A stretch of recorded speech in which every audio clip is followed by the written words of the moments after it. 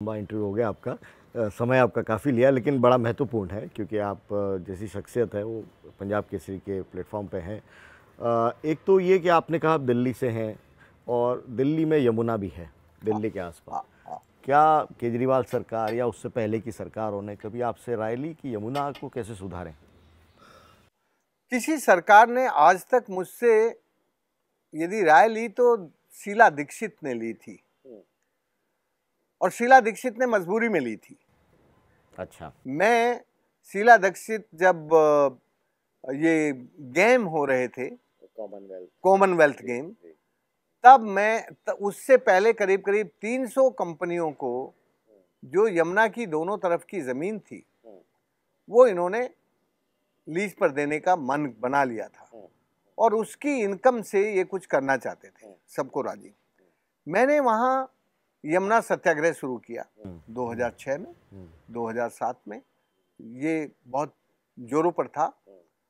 उस जमाने में अर्जुन सिंह जी हमारे शिक्षा, ये जो ह्यूमन रिसोर्स मानव संसाधन के मंत्री थे, और वो इंडियन इंफ्रास्ट्रक्चरल जो पार्लियामेंट्री कमेटी है उसके भी चेयर थे, उस ग्रुप के जो इंफ्रास्ट्रक्चरल है।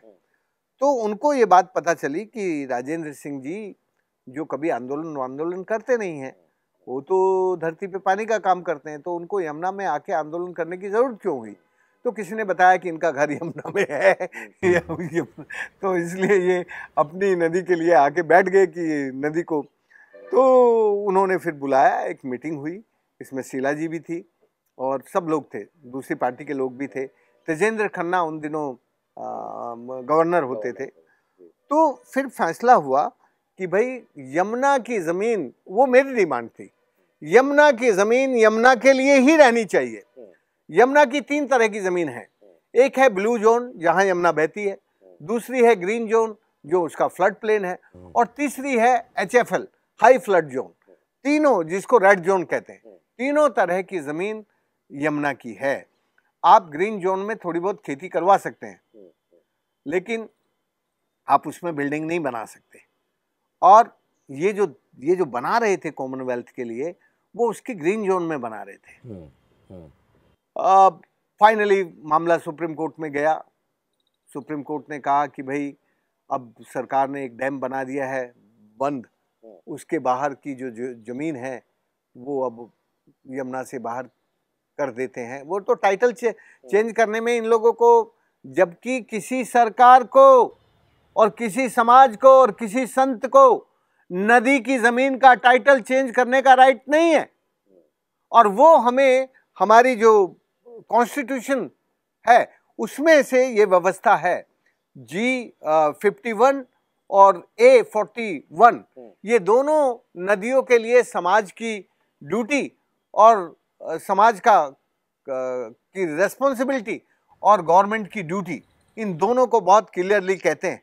पर फिर भी इन लोगों ने उस ज़मीन को जो डैम के बाहर थी, एक तो उसमें अक्षरधाम मंदिर बना दिया, वो तो अडवाणी साहब ने बना दिया क्योंकि अडवाणी साहब उसके चेयर थे, और दूसरे चूंकि ग्रीन यमुना की ग्रीन जोन में अक्षरधाम बना, तो अक्षरधाम के बराबर में ही ये जमीन थी, तो इन्होंने कहा ये ऑलरेडी बन गया है मंदिर, तो ये हम यहाँ शहर बना लेते हैं। तो शीला दीक्षित ने वहाँ वो बनाना शुरू किया। हाँ, तो हम जब उसका बहुत सत्याग्रह कर रहे थे और वो बहुत जोरों पर था, दिल्ली की जनता जरा हमारे साथ खड़ी हो रही थी, तो इन्होंने सोचा कि खेल बिगड़ जाएगा, तो फिर इन्होंने बुला के पूछा कि क्या करें। तो फिर मैंने ये कहा कि भाई देखो, एक चीज़ पर समझौता हो सकता है कि क्योंकि ऑलरेडी मंदिर बन गया और अब मैं ये नहीं कह रहा कि तुम इस मंदिर को तोड़ दो, पर मैं एक चीज़ कह रहा हूँ कि यमुना की ज़मीन यमुना के लिए, तुमने यमुना का जो तटबंध बना के बाहर ये कॉमनवेल्थ के लिए दिया है और मंदिर के लिए अडवाणी साहब ने मंदिर बना लिया है, इस थोड़े पैच को आप बचा के जितने भी अगली लीज है वो सब रद्द कर दीजिए।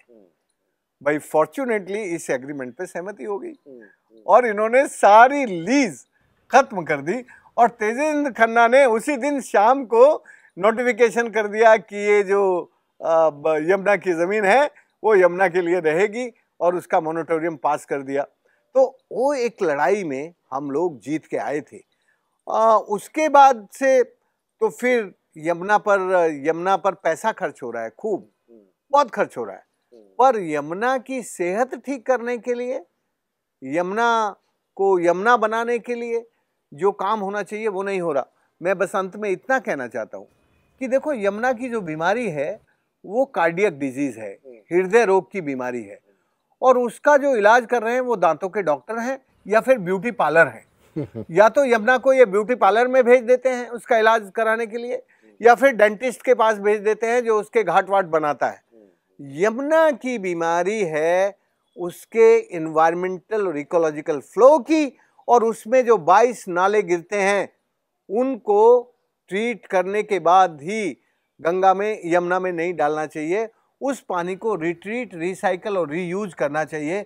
यमुना में, दिल्ली में बहुत बड़े बड़े पार्क हैं, उन पार्कों में उस पानी का उपयोग कर सकते हैं। वो सारे का सारा पानी बागवानी, उद्यानी, इन सब में, और जो दिल्ली की खेती है उसमें काम में लिया जा सकता है, घरों को धुलाने के काम में ले सकते हैं, लेकिन उसको यमुना में नहीं डालना चाहिए, तभी यमुना यमुना जी बनेंगी। रिवर और सीवर को सेपरेट रखने का भारत का सदियों पुराना सिद्धांत है, लेकिन ये सरकारें भूल गई हैं कि रिवर और सीवर को, गंदे पानी को और अच्छे पानी को कैसे अलग रखें। तो मैं यही कहता हूं कि यदि यमुना को ठीक करना है तो रिवर और सीवर को सेपरेट करना पड़ेगा, गंदे नालों को अलग करना पड़ेगा, यमुना जी के प्रवाह को ठीक से आज़ादी के साथ, अविरलता और निर्मलता के साथ प्रवाहित होने देंगे तो यमुना जी शुद्ध सदा नीरा होकर फिर से बहने लगेगी।